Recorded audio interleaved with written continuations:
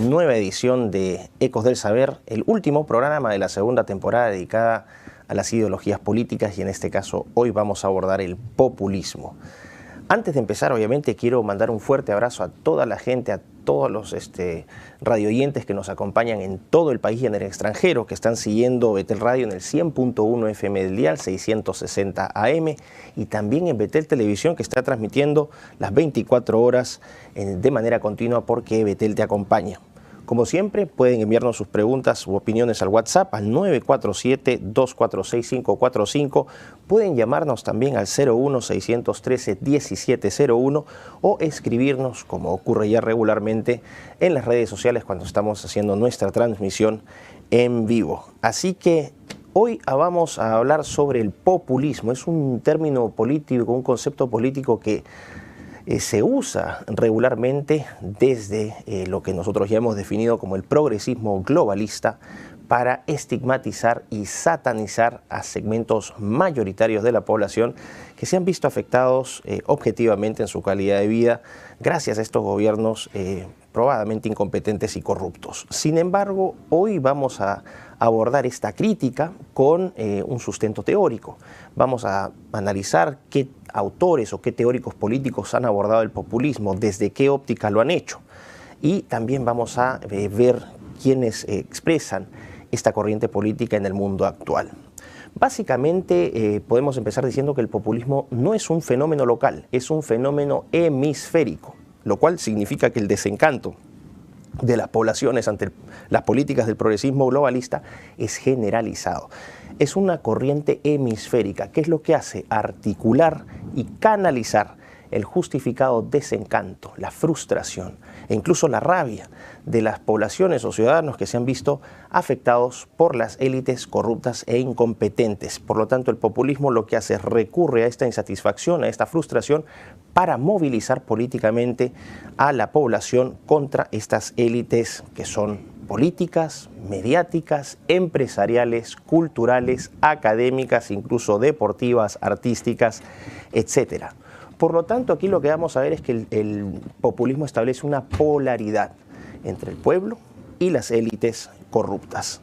Es un fenómeno en alza en el siglo XXI, es decir, es un fenómeno que se viene expresando con mucha fuerza, sobre todo desde el surgimiento de la candidatura de Donald Trump en los Estados Unidos, un líder calificado como populista de extrema derecha, y que ha continuado esa tradición con diversos políticos y diversos movimientos políticos que han surgido después de Trump.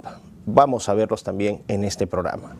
Ahora, Trump obviamente, al igual que los otros líderes populistas, es un líder carismático que tiene la capacidad de movilizar a las masas a través de discursos, de símbolos, en este caso en los Estados Unidos, el MAGA, el movimiento MAGA, el Make America Great Again, que es uno de los tantos ejemplos que vamos a ver. Ahora, es correcto decir que el populismo no solamente es una corriente de extrema derecha, y voy a citar así de esta manera, extrema derecha, que es una forma de, como dije, de estigmatización para deslegitimar estos movimientos políticos ciudadanos, sino que también lo vamos a ver desde el eje de la izquierda. Existen populismos de izquierda, ¿no? Y lo que tienen en común los movimientos populistas, aparte de estos líderes carismáticos, es que la insatisfacción está presente no solamente en gente de derecha, sino también en izquierdas. Es decir, solamente las élites sienten que lo están haciendo bien y el resto de la población está quejándose por nada. Vamos a ver obviamente que este no es el caso. Ahora, ¿por qué está pasando esto? Vamos a ver que los proponentes de las democracias liberales, que es el modelo ideal, vamos a explicar también un poquito más adelante que es una democracia liberal, pero los defensores de la mal llamada democracia liberal sostienen que el movimiento populista es un atentado contra ese modelo que es el mejor, el más perfecto de todos, o por lo menos el más útil. Sin embargo, podemos decir que es un hecho objetivo, comprobable, verificable, que la calidad de vida de las personas en los países del hemisferio occidental ha venido decreciendo significativamente en la última década, ¿no? No solamente en cuanto a la calidad de vida en términos de ingresos, en términos de empleo, en términos de porcentajes de pobreza, sino también la provisión, ¿no?, de servicios públicos como educación y salud, cuya calidad ha decrecido significativamente. El aumento de la corrupción, la restricción de los medios de prensa, la corrupción a nivel político. Es decir, no es que este sentimiento sea un sentimiento inventado y no es que estos líderes populistas de la nada logren convencer, ¿no?, apelando a la psicología de las masas, como ya habíamos visto en este caso Gustave Le Bon en 1895 con este libro que decía que el siglo XX iba a ser el siglo de las masas y que estas masas iban a ser hipnotizadas por un discurso que los iba a motivar, que los iba a inspirar. No, aquí no estamos hablando de masas hipnotizadas, acá estamos hablando de masas afectadas comprobadamente, afectadas en todos los ámbitos de su vida y que encuentran ya a estas alturas un sentimiento, como señalé, de frustración, de resistencia y de combate a estas élites progresistas, globalistas, que son probadamente incompetentes y probadamente corruptas. Entonces, de esta manera, lo que se está tratando de hacer desde el campo del progresismo globalista es, como dije, estigmatizar al populismo. Se señala que es un atentado contra la democracia, que los movimientos populistas amenazan la pluralidad, amenazan la inclusión, amenazan la diversidad. Pero claro, ¿cómo no van a decir que es una amenaza? Lo que es una amenaza al status quo, al estado de las cosas. Es una amenaza a sus beneficios, a sus privilegios. Y obviamente van a estar asustados tratando de defender un modelo que solo beneficia a unos poquitos en desmedro de las grandes mayorías. Ahora, ¿quiénes han abordado el populismo desde una perspectiva académica? ¿Quiénes han estudiado este movimiento político creciente en Occidente? Vamos a ver a tres académicos, de todos ellos occidentales. El primero de ellos, Ernesto Laclau, un politólogo argentino, ojo, postmarxista, es decir, de izquierdas. Y Ernesto Laclau, este reconocido politólogo que durante varios años fue profesor investigador en la Escuela de Gobierno de la Universidad de Essex en el Reino Unido. Él publica un libro en el año 2005 que se llama La razón populista. Y él señala que el populismo es una lógica política que demanda la construcción de una identidad política colectiva, en este caso el pueblo, contra un enemigo común que vendrían a ser las élites. ¿Cómo se expresa políticamente este populismo? A través de movimientos ciudadanos, a través de protestas ciudadanas que están guiadas por símbolos, por discursos. Había señalado en la introducción el caso del movimiento MAGA, Make America Great Again, de Donald Trump. Es un ejemplo de movilización política populista contra las élites, pero vamos a ver que estos movimientos no solamente surgen en los Estados Unidos. Vamos a encontrar movimientos similares, por ejemplo, en Hungría, ¿no? Ya vamos a hablar un poco más de Hungría. En el caso de Argentina, también estamos hablando de surgimiento de estos movimientos contra la corrupción de estas élites, ¿no? La definición de este enemigo común. Y contrario a lo que señalan los dos siguientes politólogos que voy a mencionar, para Ernesto Laclau, el populismo no es una amenaza para la democracia. Ojo, el populismo no es una amenaza para la democracia, lo señala un politólogo postmarxista. Ojo, sino que finalmente lo que el populismo es una expresión legítima de democracia. Y yo concuerdo plenamente con el análisis y el enfoque de Laclau. El populismo es una expresión pura de democracia, no un atentado contra la misma. Ahora, no solamente Laclau va a hablar del populismo o lo va a estudiar. Aquí vamos a tener dos autores europeos, ambos, que ven al populismo y lo asocian perniciosa y tendenciosamente con la extrema derecha. Aquí ya vemos una academia, ¿no? un antecedente académico, universitario, en el cual hay un claro sesgo político. Y es curioso para este siguiente autor, el politólogo holandés Cas Mudde, que es profesor en la Universidad de Leiden en Holanda. Lo gracioso es que a Cas Mudde lo presentan como un académico neutro, políticamente neutro, y él también tiende a presentarse como un académico políticamente neutro. Esto es un absurdo y esto es una muestra de absoluta deshonestidad intelectual. todos los académicos, absolutamente todos los seres humanos tenemos una tendencia política, vemos el mundo, lo interpretamos políticamente de ciertas maneras. Cuando Cas Mudde y sus acólitos señalan que él no tiene una posición política, eso básicamente es decir que Cas Mudde es totalmente ajeno a las realidades que lo rodean. Desde esa perspectiva, entonces, su análisis no debería ser considerado, porque considera un enfoque que es no humano. Solamente los no humanos no sienten nada y no se ven afectados por sus realidades. Sin embargo, este es un ejemplo de cómo el progresismo globalista utiliza académicos para presentarlos con un halo de objetividad que es inexistente. La ciencia política, la filosofía política, en general las llamadas ciencias sociales, siempre tienen un sesgo, siempre hay subjetividad, y señalar que esta no existe es simplemente un absurdo. ¿Qué es lo que propone Cas Mudde? Cas Mudde dice que la democracia liberal, ¿no? Por ejemplo, el modelo socialdemócrata, y ya vimos el capítulo sobre socialdemocracia, que la socialdemocracia, el modelo de democracia liberal de la socialdemocracia son el modelo político ideal, ¿no? Es básicamente la expresión del progresismo. Él escribe 3 libros, bueno, ha escrito varios, pero son 3 los más importantes, y fíjense en los títulos, hay algo que van a encontrar que es un patrón común. En el año 2000 publica La ideología de la extrema derecha. En el 2004 publica Democracias liberales y el desafío de la nueva extrema derecha. Y en 2019 publica el último libro sobre el tema, que es La extrema derecha hoy. Hay una fijación con la extrema derecha. No puedes reclamar independencia y neutralidad cuando te refieres en todos tus textos a la extrema derecha. Claramente Mudde se encuentra en el peor de los casos, en el mejor de los casos en la centroizquierda y en el peor en la izquierda extrema. Lo que Mudde señala es que el populismo es una ideología fina, es decir, thin ideology, como él lo escribe. Al ser una ideología fina, lo que está tratando de hacer es una crítica al poco contenido aglutinante que posee esta ideología, básicamente que no tiene un gran sustento filosófico.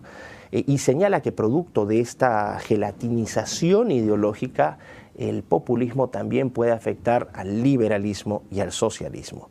Lo que subconscientemente nos señala Mudde y que no quiere expresar abiertamente es que la insatisfacción, los sentimientos de frustración, de resentimiento, de odio ante las políticas progresistas no necesitan tener un sesgo ideológico en las personas. Todos finalmente sentimos igual y vemos lo mismo cuando están destruyendo a nuestros países en nuestras narices, ¿no? Y obviamente, ¿en qué va a concluir Cas Mudde? Que la extrema derecha es, oh sorpresa, una amenaza para la democracia. Lo dice este politólogo neutral. Vamos a ir al último, que es igualmente sesgado, como el politólogo y jurista alemán Jan Werner Müller, que actualmente es catedrático e investigador en la Universidad de Princeton en los Estados Unidos. Müller ha hablado sobre democracia, ha escrito sobre ideologías políticas y también sobre populismo. De hecho, él publica un libro muy popular, valga la redundancia, en 2016, planteándose la pregunta ¿qué es el populismo? Y también, como Mudde, oh sorpresa, sostiene que el populismo es una amenaza ¿para qué? Para la democracia liberal. Ojo con esto, democracia liberal es la democracia entendida según los progresistas globalistas. Y vamos a ver que hay un divorcio, hay una brecha muy grande entre lo teórico, es decir, lo que predican, y lo que practican, es decir, lo concreto, lo real. En el caso de Jan Werner Müller, Müller va un paso más allá en lo que yo considero, esta es una opinión personal, esta no es una apreciación generalizada, es mi opinión. Lo que yo considero que Jan Werner Müller hace es un acto de absoluta deshonestidad intelectual cuando utiliza esta dicotomía. Les había dicho que el populismo planteaba la polarización, ¿no? Lo sostenía Laclau, entre pueblo y élites. Bueno, en este caso, Müller dice son pueblo puro, ojo, versus las élites. Va a ser una carga muy tendenciosa, ¿no? Asociación tendenciosa entre el populismo y el etnonacionalismo del nazismo. sutilmente a través de la academia se van generando estas historietas. Voy a dejar un ratito aquí la explicación porque nos vamos a ir a una breve pausa y volvemos con los comentarios de redes sociales. Empezamos aquí con Ecos del Saber, segundo bloque, el tiempo pasa volando. Y voy a atender brevemente también las preguntas que nos han hecho sobre los programas que hemos estado enviando. Y nos vamos a ir a la pregunta que nos plantea Héctor García 190. Nos dice: saludos desde Playa del Carmen, México. La nueva tendencia de sustentabilidad es más una ideología que va de la mano de la Agenda 2030. A ver, Héctor, la sustentabilidad como tal no es una ideología, es uno de los conceptos más importantes dentro de la ideología del ecologismo que vimos en el capítulo anterior. Y sí, es parte de la Agenda 30 y ahora de la nueva Agenda 2045, que a su vez bien provienen de los objetivos del milenio que se establecieron en el año 2000. Lo que estamos viendo simplemente es que es un pretexto para darle mayor poder al globalismo cada 15 años, No funcionaron los objetivos del milenio en 2015, se crea la Agenda 2030, no funciona la Agenda 2030, nos vamos al 2045 y lo que estamos haciendo es erosionar instituciones, soberanía e identidad de nuestros pueblos. Frente a eso es también que el populismo se revela fuertemente. Julio Encinas: buenas noches desde España, Miklos. Felicidades por tu trabajo. Me encantó tu libro Neoentes, aunque lo tuve que pedir por Buscalibre. ¿Para cuándo el siguiente libro? Un fuerte abrazo, amigo. Muchas gracias, mi querido Julio. Hasta allá, hasta España. Y bueno, Neoentes se sigue vendiendo en diferentes países de la región. En España está con la editorial Homo Legens, ojo. La pueden encontrar en las librerías allá en España. Y el nuevo libro que estoy escribiendo, que en realidad ya he estado trabajando ya hace más o menos 1 año y medio, que es Bioconservadurismo. Yo calculo que para abril, mayo del próximo año ya estará terminado. Y después obviamente tendrá que ser enviado para edición, impresión y publicación. Pero obviamente se los haré saber con tiempo. Pero sí viene un segundo libro mío. Así que gracias, mi querido Julio.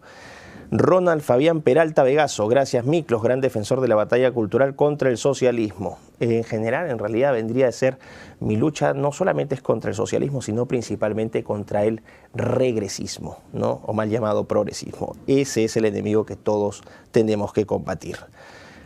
Mim Spinning: saludos de La Paz, Baja California Sur. Veo todos tus videos, mucha sabiduría para asimilar, pero ahí voy. Bueno, muchísimas gracias, un fuerte abrazo hasta allá, La Paz, linda ciudad, me encantó, además se come muy bien. Sergio Grajeda 6382: saludos, profesor Miklos, desde el estado de Nuevo México, en Estados Unidos. Muy interesante y didáctica su exposición. Increíble, miren, nos siguen desde Nuevo México. No sé si estarás en Albuquerque o en otra ciudad, pero de todas maneras vaya el abrazo, Sergio, hasta esa parte del mundo. Y finalmente Miguel Flores: saludos desde Long Island, New York, dando la batalla. Fíjense, desde Estados Unidos, desde Europa, desde América, desde nuestro maravilloso Perú. Ecos del Saber poco a poco sigue generando una hinchada brava, que nos da su apoyo y su cariño en este programa que hacemos con mucho amor desde Betel, con todo el equipo de producción y el equipo técnico. Así que vamos a retornar entonces con el populismo, y les hablaba de este politólogo alemán Jan Werner Müller, y les decía que Müller compartía con Casmude, este politólogo holandés, la idea de que el populismo de la extrema derecha era una amenaza para la democracia liberal. Ya vamos a ver qué es democracia liberal. Lo que agrega Müller, y que desde mi perspectiva es un acto es un contrabando, Es un contrabando que se trata de validar como algo, un trabajo intelectual, cuando en realidad lo que se está haciendo es propaganda política, es agregarle este concepto de pueblo puro contra élites. Lo que hace Müller, es contaminar la legitimidad del populismo asociándola al etnonacionalismo, que es una forma perversa de nacionalismo que se asocia también a principalmente al nacionalsocialismo alemán, antes y durante la Segunda Guerra Mundial. Así que ya vemos cómo a través, por ejemplo, de esta etiqueta, los medios de prensa y, y otros académicos y la calle en general empiezan a acusar a los populistas, gente común y corriente que está harta de que la situación esté de cabeza, ¿no? Los empiezan a acusar de racistas. Y no solamente eso, hay una asociación étnica, entonces ahora los populistas solamente son blancos. Escuchen y vean la narrativa de la prensa, de los medios de comunicación. Esto es lo que logran estos conceptos, que no tienen ningún sustento empírico, son simple y burda propaganda política revestida de intelectualidad.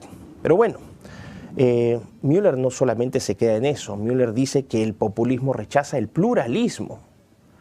Se nota que Müller nunca ha ido a uno de los rallies, no ha visto en la televisión alguno de los mítines de Donald Trump, incluso de Javier Milei en la Argentina, de Jair Bolsonaro en el Brasil, de Bukele en el Ecuador, de Víctor Orbán en Hungría. Hay gente de todo tipo, de toda condición social e incluso de toda ideología política. ¿Por qué? Porque nuevamente la destrucción de los países no solamente afecta a los de derecha, sino también a los de izquierda. Lo que señalan es empíricamente refutable. Esto es absurdo, que se rechace el pluralismo cuando es la democracia liberal la que ha absolutamente abolido toda forma de pluralismo a través de un pensamiento único, de un discurso único y con el trabajo probado, ¿no?, de la censura en redes sociales y medios de prensa. Otra crítica de Müller, que el populismo concentra el poder. Parece que estuviese Müller viéndose al espejo, o viendo al espejo, ¿no?, a los progresistas globalistas, que rechaza la rendición de cuentas. Dice que el populismo rechaza la rendición de cuentas. Que se pega un salto a Hungría, Víctor Orbán absolutamente es rendición de cuentas. Lo que están haciendo los líderes de, vamos a decir, de derecha, que hoy tienen el poder, lo que está haciendo Milei en Argentina, que a mí me ha sorprendido gratamente. Es un trabajo interesante, así que estas críticas nuevamente van con sesgo político. Y finalmente lo que sostiene Jan Werner Müller es que el populismo plantea una amenaza al Estado de Derecho y que el Estado de Derecho es un fundamento de la democracia liberal. El Estado de Derecho es este concepto en el cual todos somos iguales ante la ley. Ahora, la pregunta del millón es, para el regresismo globalista, ¿somos todos iguales ante la ley? No vemos diferentes formas de tratar a las personas en juicios, si son de derecha o si son de izquierda. ¿Qué pasa con los académicos disidentes, con profesores universitarios que se atreven a cuestionar cualquiera de las narrativas del regresismo? ¿El trato que reciben es igual? ¿El trato que reciben los invitados políticos en los medios de prensa son iguales? No, no son. Esto también ocurre en el Perú y estoy seguro que ocurre en otros países, como vamos a ver. Así que ya vemos cómo el caso de Jan Werner Müller particularmente y el de Studes sirven para graficar la tremenda corrupción de la Academia Occidental, que se reviste de intelectualidad para realmente contrabandear ideología política, ¿no?, y propaganda política. Bueno, vamos a ver entonces esta relación, porque los críticos han señalado que el populismo atenta contra la democracia, ¿no? Pero yo voy a estar aquí de la mano con Laclau, con un postmarxista, que señala que no, el populismo no es un atentado contra la democracia, sino que es una expresión legítima de la misma. El demos, que es el pueblo, y el kratos, el poder. Es el pueblo que manifiesta o expresa su poder ante la insatisfacción de las políticas de la democracia liberal, ¿no? Entonces aquí entraría la pregunta, ¿qué es la democracia liberal? Y aquí vamos a ir a una definición teórica, ojo, así es como se define en el papel la democracia liberal, que supuestamente es el modelo menos malo, el modelo ideal para gente como Cass, como Cass Stude y como Jan Werner Müller. Entonces, dicen que la democracia liberal es un modelo de democracia representativa. ¿Qué quiere decir esto? Que los electores van, votan, eligen representantes que van a ir al Parlamento a representar sus intereses. ¿Podemos decir que los representantes políticos de los partidos políticos, en su mayoría, sean de izquierda o derecha, van a representar los intereses de sus electores? Cuando se aprueban de manera inconsulta y de manera impositiva y abusiva legislaciones y políticas que son atentatorias contra el deseo de las mayorías, caso por ejemplo de la agenda de las minorías sexuales, el caso de la vigilancia tecnológica, el caso de las libertades empresariales, la libertad de expresión, ¿están realmente expresando el interés y representando el interés de la ciudadanía?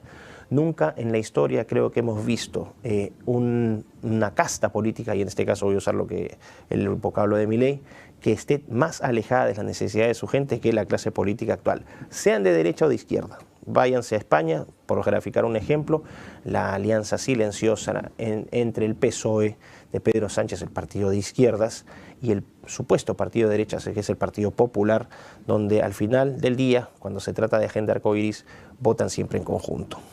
Según la democracia liberal, también se trata sobre derechos y libertades individuales.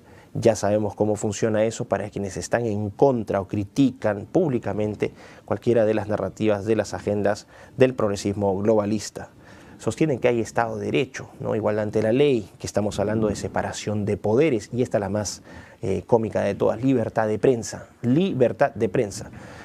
Acá en el Perú, y esto es un fenómeno que se repite en todas partes, se habla de la mermelada, es una expresión popular para expresar cómo el financiamiento público a los medios de comunicación privados terminó comprando sus líneas editoriales, y estos medios, lejos de informar, lo que hicieron es, a través de activistas mediáticos, no periodistas, desinformar deliberadamente a la población.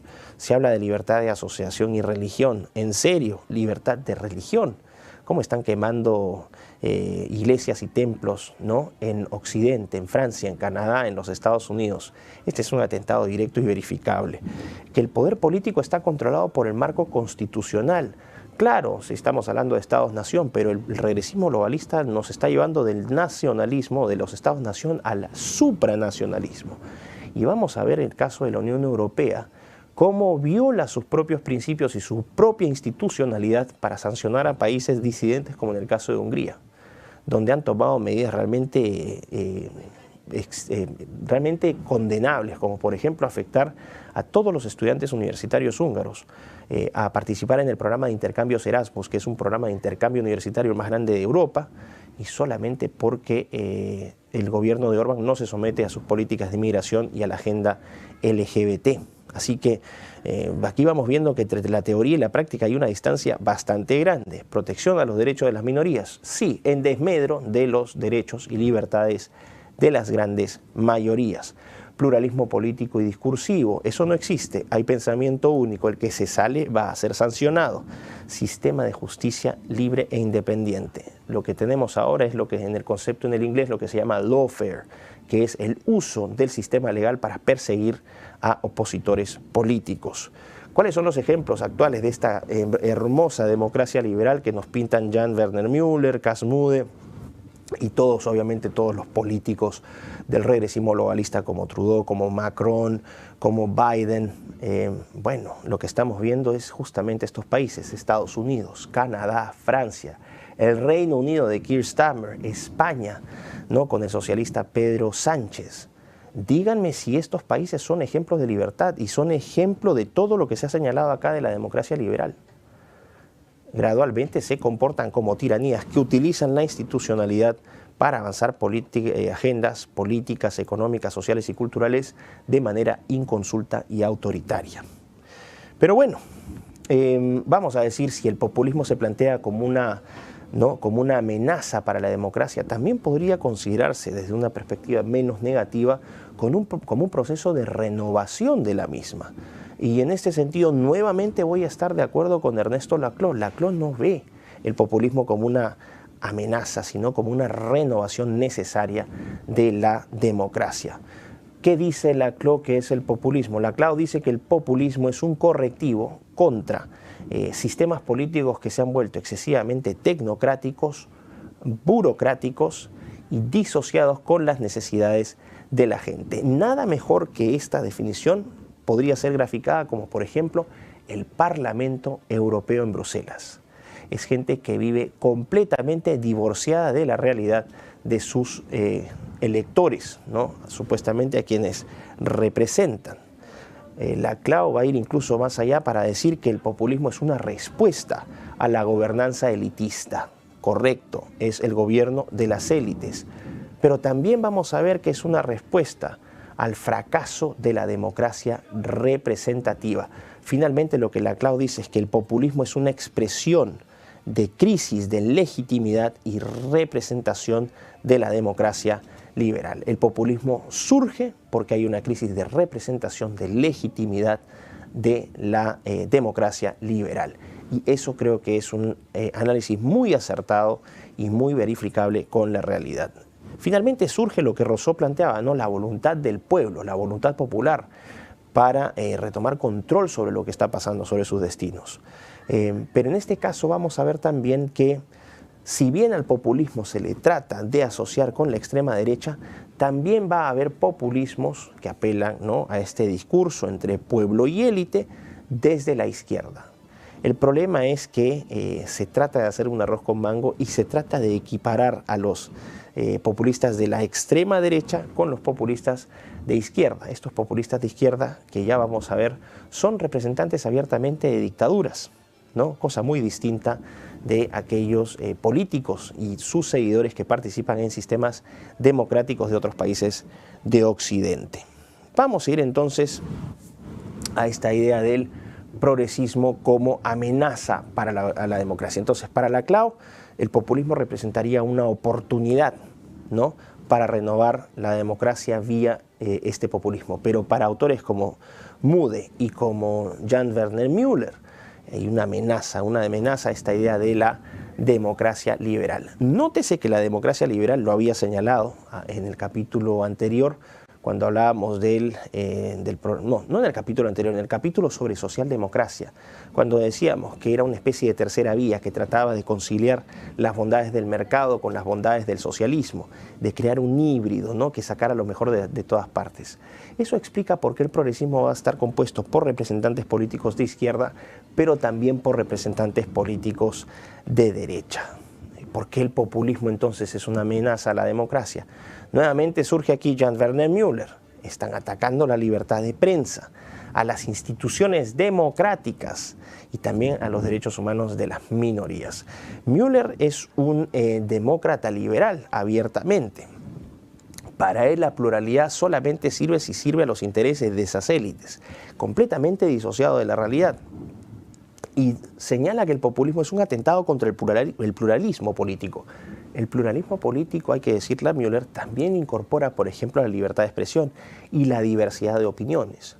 Müller sabrá bien por qué en las universidades de Estados Unidos y en Europa la calidad educativa está cayendo radicalmente. ¿Por qué? Porque no hay ningún tipo de pluralidad. Se han hecho estudios estadísticos, tanto en universidades del Reino Unido como en universidades de los Estados Unidos, y se ha probado que menos del 5% de los académicos en estas universidades, en las más grandes del mundo, menos del 5% son conservadores, y hasta 80% de la población de profesores es liberal, considerando que el liberalismo en Europa y en los Estados Unidos es de centro-izquierda. E incluso iríamos a tendencias más de izquierda extrema. Y si a eso le sumamos académicos que vienen con el formato arcoíris, con el formato LGBT, con el formato feminista, con el formato animalista, ecologista y trans, vean en qué se han convertido las universidades. ¿De qué diversidad, de qué pluralidad habla Müller? En su propio centro de trabajo no se encuentra esa pluralidad. Müller dice aquí lo que estamos viendo, entonces, el populismo, que es una expresión real de las mayorías, ¿no? Y por eso Müller va a utilizar el concepto de mayoritarismo. Hay una amenaza del mayoritarismo contra las minorías. Müller no puede dejar de reconocer que efectivamente el populismo es masivo y cuenta con el respaldo de las mayorías. Pero bueno, vamos a dejar por este lado entonces esta observación, ¿no?, de la relación del populismo con la democracia, y vamos a tratar de explicar por qué el populismo no solamente es de derecha, sino que también vamos a encontrar populismos de izquierdas. Vamos a la primera parte, los populismos de derechas. ¿Qué quiere decir esto? Se asocia el populismo de derecha, ¿no?, al nacionalismo, pero ojo, al nacionalismo cultural, no al etnonacionalismo tendencioso que incorpora Müller en sus análisis objetivos académicos. También se asocia el populismo con el conservadurismo y con el soberanismo. Estas tres corrientes son importantes, aunque en el caso del conservadurismo y el nacionalismo cultural, tiene esta idea de proteger la soberanía de las naciones, proteger la identidad de las naciones. Es un rechazo abierto, el populismo es un rechazo, es un combate abierto al supranacionalismo que hoy se intenta imponer en instituciones, por ejemplo, como la Unión Europea y a nivel global como el sistema de Naciones Unidas. Es también un rechazo al pernicioso multiculturalismo, que no ha significado otra cosa que exacerbar las tensiones entre razas, que exacerbar las tensiones entre religiones, entre culturas. El multiculturalismo, bajo esta agenda del multiculturalismo, Europa hoy se ve inundada de inmigrantes ilegales musulmanes y de la África subsahariana que tienen estilos de vida y formas de ver el mundo completamente diferentes y que fácticamente están destruyendo los países de Europa. En nuestra región también nosotros tenemos un fenómeno migratorio muy fuerte, el caso de la inmigración venezolana, que también ha generado tensiones sociales, tensiones culturales. Por ejemplo, en el caso de Colombia, donde está la colonia más grande de venezolanos en toda América del Sur, después el caso de Perú, el caso de Chile. Es decir, la inmigración ilegal genera tensiones justificadas. Y también vamos a ver que el populismo, aparte del supranacionalismo y del multiculturalismo, también ataca la agenda de las minorías sexuales, ¿no? De estas minorías hipersexualizadas que lo único que saben hacer es genitalizar al ser humano porque no lo pueden valorar de otra manera salvo su sexo y sus orientaciones o preferencias sexuales. Es decir, es el reduccionismo más nefasto, ¿no? Y más atentatorio contra la dignidad del ser humano que estas agendas de las minorías sexuales. ¿Dónde vamos a ver el populismo de derecha? Se representa políticamente en los Estados Unidos, en Europa, también en América vamos a ver algunos ejemplos. Y está asociado a esta distinción hecha por el politólogo y jurista alemán Carl Schmitt, un gran politólogo, un gran filósofo político alemán, cuando Carl Schmitt hace esta distinción, ¿no?, entre amigo-enemigo. Para el populismo, las élites globalistas son el enemigo, y para las élites globalistas, las mayorías populares son el enemigo. Es decir, es abiertamente un combate de la élite contra su propia población que se resiste a sus excesos, a su corrupción y a su incompetencia. ¿Qué señala Carl Schmitt? Que en este caso no vamos a tener, la política no va a ser un espacio de consenso, sino va a ser un campo de batalla entre los amigos y los enemigos, y que no va a haber espacio para el consenso, para el compromiso y la negociación, es decir, todo lo que no ofrece hoy la mal llamada democracia liberal. Bueno, nos vamos a ir a una breve pausa y ya regresamos con Ecos del Saber. Bueno, ya estamos nuevamente aquí en el tercer y último bloque del último programa de esta segunda temporada de Ideologías Políticas de Ecos del Saber, donde estamos tratando el populismo. Y vamos a encontrar un poco de preguntas aquí en este bloque. Cecilia Landaburu me escribe: un placer escucharte y aprender de manera entretenida a mis casi 70 años. Bienvenida, Cecilia, a este programa, un gusto tenerte aquí. Y lo bueno es que Ecos del Saber es escuchado por gente de todas las edades. Recibo muchos comentarios de jóvenes universitarios que están siguiendo el programa, que lo utilizan incluso como fuente de consulta para guiarse un poco, ¿no?, de manera introductoria sobre las ideologías políticas que están estudiando. Así que me alegro mucho. Y ojo, muy importante, Ecos del Saber tiene gente de todas las ideologías políticas. Nos escucha gente de izquierda, nos escucha gente de derecha. Nos escuchan de todas partes, así que gracias, Cecilia. Manquehue K2 me pone, Manquehue, eso debe ser Chile. Miklos, lo felicito por su programa, es un gran aporte a nuestra comunidad hispana. Desde Chile, claro, Manquehue. No, Manquehue es donde se posa el cóndor, por si acaso, ¿eh? Desde Chile comienzo a difundir con mi familia y mis amigos sus programas y lo que siempre sospeché de las ONGs como Greenpeace. Se los tomó la izquierda. Un cordial saludo. Sí, muchas gracias, mi querido Manquehue, allá hasta Chile. Solamente un dato con respecto a Greenpeace. El creador de Greenpeace, el director general de Greenpeace, se ha sumado a las voces que critican la estafa del cambio climático. Ojo con eso, ¿no? Que no solamente es una voz crítica de un sujeto X. El creador de Greenpeace ahora está denunciando la manipulación de la información con todo el tema del cambio climático y se suma a premios Nobel que están atacando esta mentira, ¿no?, o esta manipulación. Es decir, hay una disidencia que trata de ser controlada, pero que va saliendo y va denunciando las mentiras y manipulaciones de la democracia liberal. Zúñiga Valencia José Manuel. Miklos, ¿por qué oponer siempre ecologismo versus progresismo?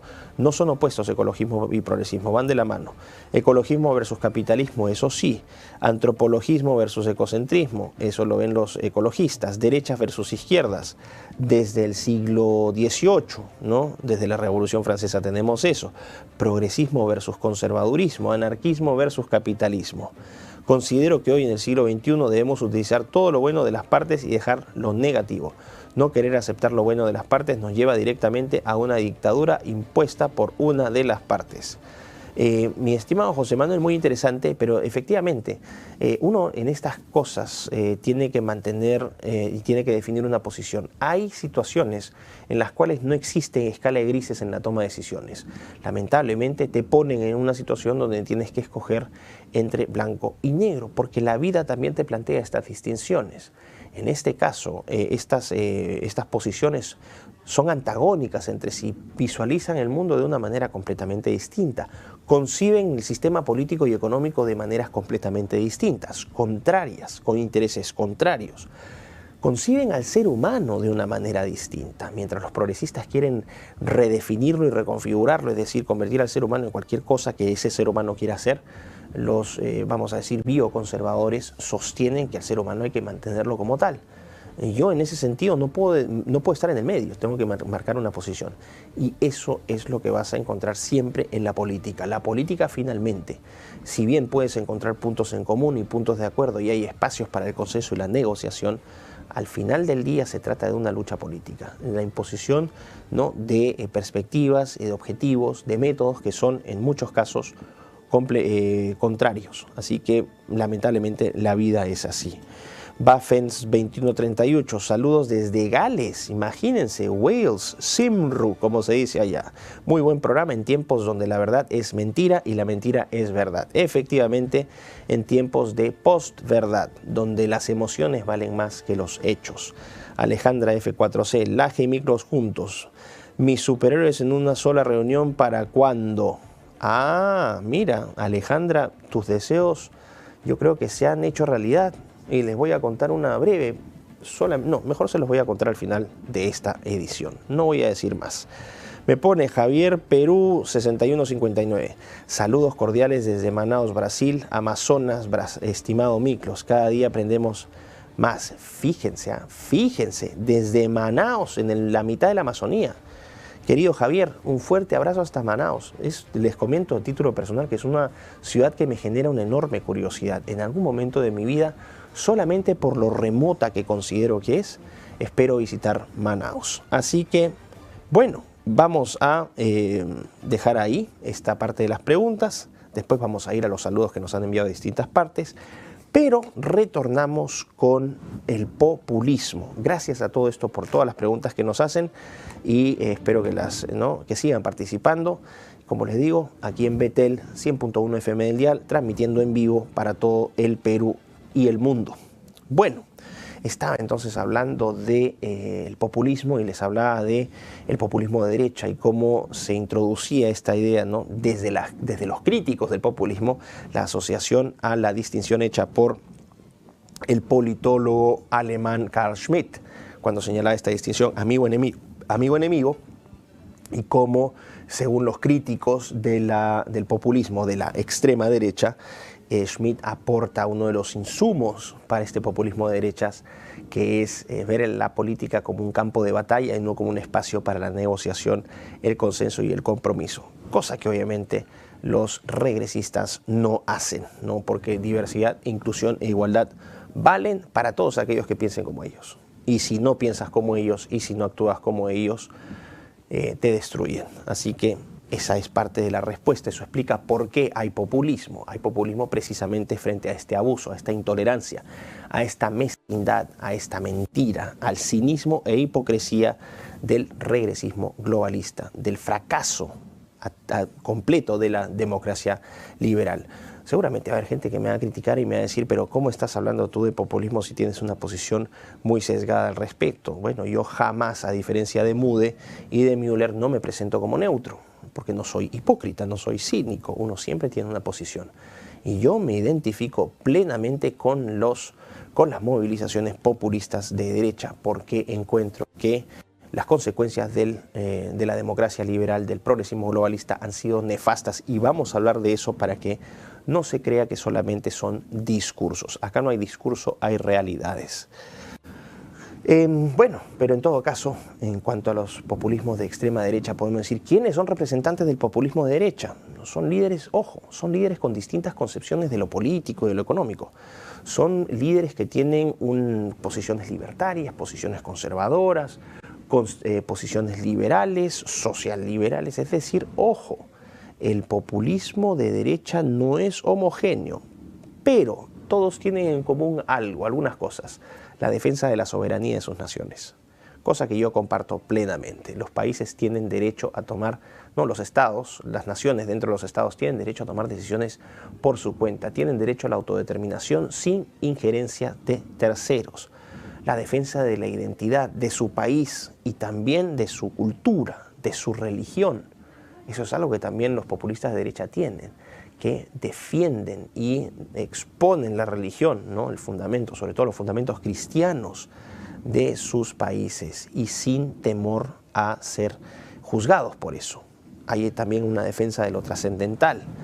Y el punto en común de los populistas de extrema derecha, que es una concepción realista, ontológicamente realista del ser humano.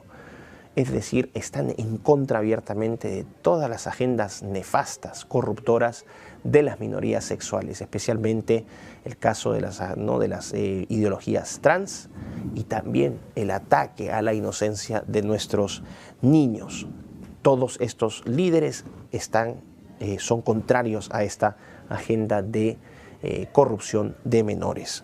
¿Quiénes son algunos de estos representantes? Vamos a ir por uno, el que ya mencionamos, que es Donald Trump, presidente de los Estados Unidos desde el 2016 hasta el 2020, ¿no? Trump, líder del movimiento MAGA, Make America Great Again, que ya está compitiendo en una nueva elección con Kamala Harris. Me parece increíble que alguien como Kamala Harris, una persona absolutamente incompetente, o sea, evidentemente incompetente y de cuestionables credenciales morales, esté hoy esté hoy compitiendo contra Donald Trump para presidir a los Estados Unidos. Esto hace 15, 20 años hubiese sido imposible de creer. Vamos a ir a un segundo líder muy importante, desde mi perspectiva, con el que más me identifico, por su valentía, a quien he tenido también el gusto de conocer personalmente, que es el primer ministro húngaro Viktor Orbán. Viktor Orbán, que ha sido primer ministro en dos periodos, de 1998 a 2002 y desde 2010 a la fecha. Es el proponente de un concepto muy interesante, que es el liberalismo iliberal, o las democracias iliberales. Lo que hace Orbán es burlarse, básicamente, de los demócratas liberales, ¿no? De los proponentes de estos modelos teóricos que viven como reyes en sus universidades, en el Parlamento Europeo, en los organismos públicos de los diferentes gobiernos de los países que lo critican. Orbán es un ejemplo de valentía, realmente lo digo, con conocimiento de causa. Es un líder al cual otros líderes que son identificados como populistas de derecha deberían ver y aprender. El gran bastión de la lucha contra el progresismo en Europa. Giorgia Meloni, otra representante política de Fratelli, ella es actualmente primer ministro de Italia desde el año pasado, desde 2022, y también una proponente una exponente de este populismo de extrema derecha. Después tenemos a Santiago Abascal, líder de Vox, ¿no? Que es actualmente la tercera fuerza de España. Abascal, que también hace un gran trabajo allá en España.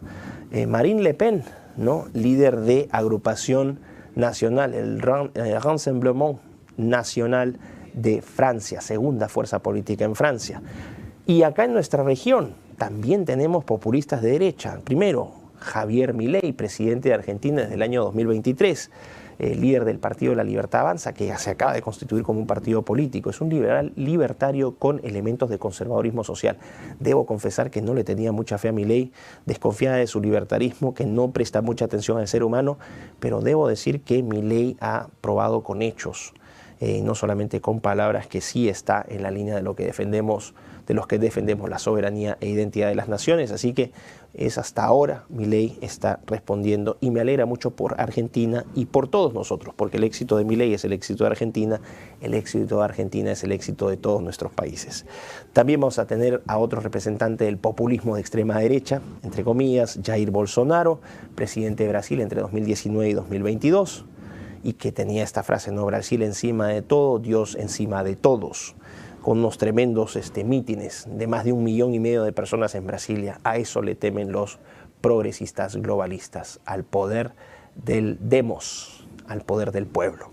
Y también al último, que inició siendo un político de izquierda, pero que en realidad ahora ya podría decir es un político más equilibrado, que es Nayib Bukele, que actualmente está de visita en Argentina. De hecho, es presidente de El Salvador, ¿no?, del 2019 al 2023, y acaba de ser reelegido para un segundo término con una política de seguridad muy exitosa.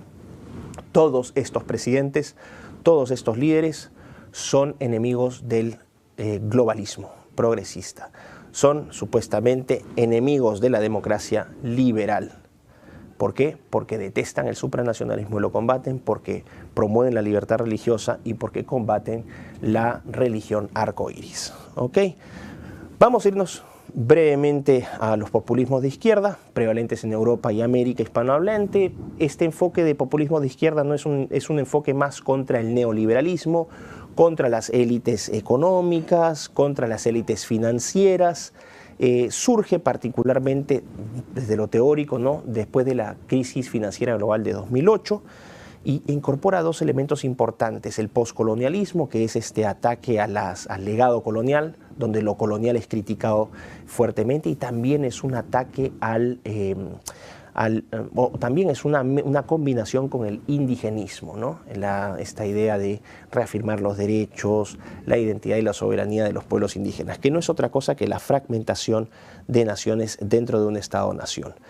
¿Qué populistas de izquierda tenemos? Bueno, todos son marxistas o socialistas, todos coquetean abiertamente con la agenda arcoíris, así que ojo, ¿no? Incluso en Bolivia, también que es un país muy tradicionalista, muy indigenista, Evo Morales ha estado tratando de avanzar, ¿no?, o por lo menos no ha sido indiferente a esta agenda. Tenemos a políticos como Bernie Sanders en los Estados Unidos, demócrata por Vermont.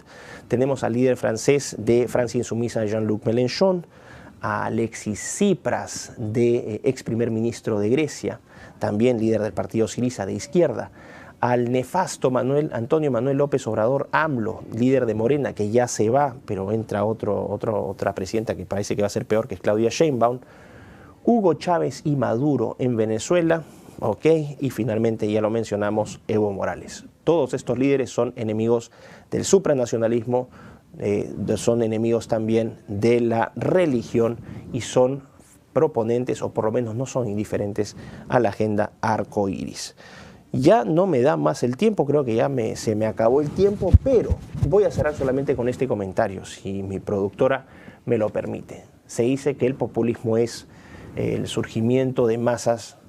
Se dice que el populismo es entonces este surgimiento de estas masas embrutecidas, racistas, gracias al concepto de etnonacionalismo que nos endilga Jan Werner Müller de manera muy tendenciosa, de gente racista, que rechaza a los inmigrantes, que es violenta. No, la gente está reaccionando en todo Occidente. Es un fenómeno no local, sino hemisférico. ¿Por qué reaccionan?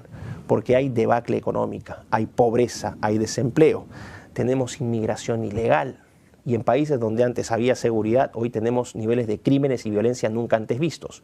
En Suecia las chicas ya no pueden salir en las noches. En Suecia, en Estocolmo, en la capital. Londres se ha convertido en la capital del crimen con cuchillo a nivel mundial. Tenemos corrupción de la infancia y de la adolescencia a través de estos ensamblados de falsos derechos de las minorías sexuales. la destrucción del estado de bienestar, los ancianos completamente desatendidos, ¿no? Pésimo servicio de salud pública, de educación pública, drogadicción, la crisis del fentanil en los Estados Unidos, que es salvaje. Solamente en el año 2022, 70.000 personas murieron por sobredosis. Y entre 2019 y 2022, el uso de fentanilo se ha duplicado. Y piensen que ya estamos en 2024, eso va a aumentar. En las universidades, donde ya no hay educación, sino que es abiertamente adoctrinamiento, es castración, es, vamos a decir, la anulación de las capacidades críticas de los jóvenes. La prensa corrupta, comprada, no es una impresión, son hechos probados. La censura en las redes sociales tampoco es una interpretación, son hechos reales. Esto es el legado del regresismo globalista. Esto es lo que ofrece hoy la democracia liberal.